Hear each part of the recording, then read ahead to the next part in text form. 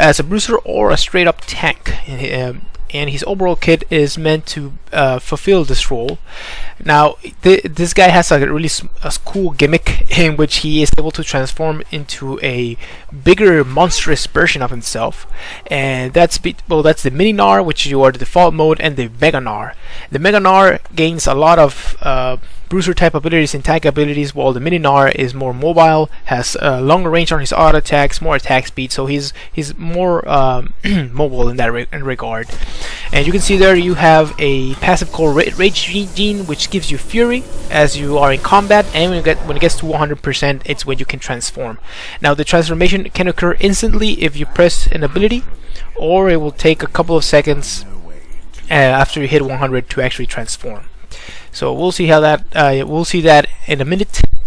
You will see transformation, and the reason why he can be played as a jungler is because he has a pretty awesome passive on the W, which will give you additional damage on your every third attack based on the target's maximum health. So that destroys jungle monsters quite fast. Tank it! Why aren't you tanking this for me? Tank it a few hits. There it is. Thank you. Oh, that's a ton of damage. Thank you for that, team. Excellent. We got this pretty quickly.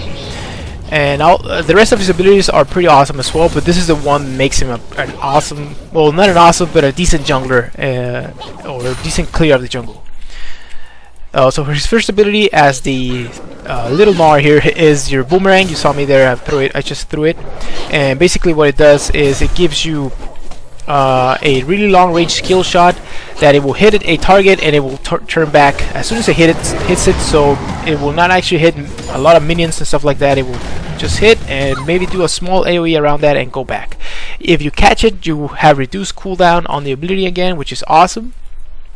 I'm going straight to the red buff, which is awesome, and I highly recommend you do this. Catch it every time you can. We got first blood in mid lane. That's awesome. The ability does slow, and as the laning Gnar, it's an excellent ability for harassing and farming from afar. In the jungle, I just take 1 point to it, and I don't really max it. You know what?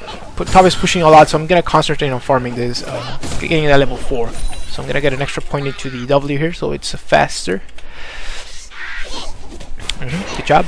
And when you're the Mega Gnar, it actually throws a boulder which you can also pick up, and it will reduce the cooldown again, and it will actually do a good amount of damage. I should be kiting here a little bit. There it is.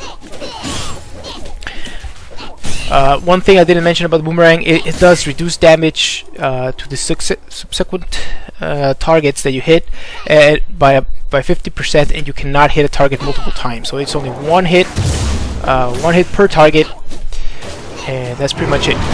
The next ability, I already talked about the three hit passive, and when you actually gain, not only do you gain the damage on the target, you also gain a burst of speed, which is pretty awesome. And the Mega Gnar gives you I'm gonna cast it right now, a line skill shot that stuns enemies, and it scales off AD.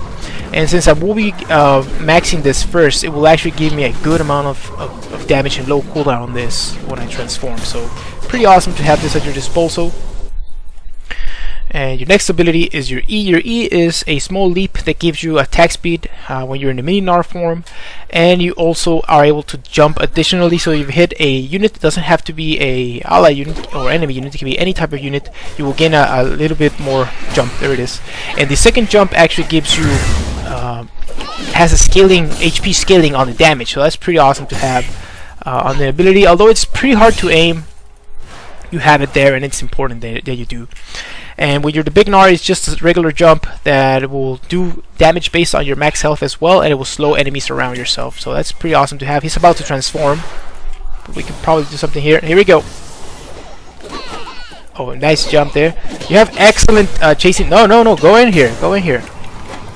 He's about to transform, dude. It took too long to help me, so we're done. I got him pretty low, so that's good.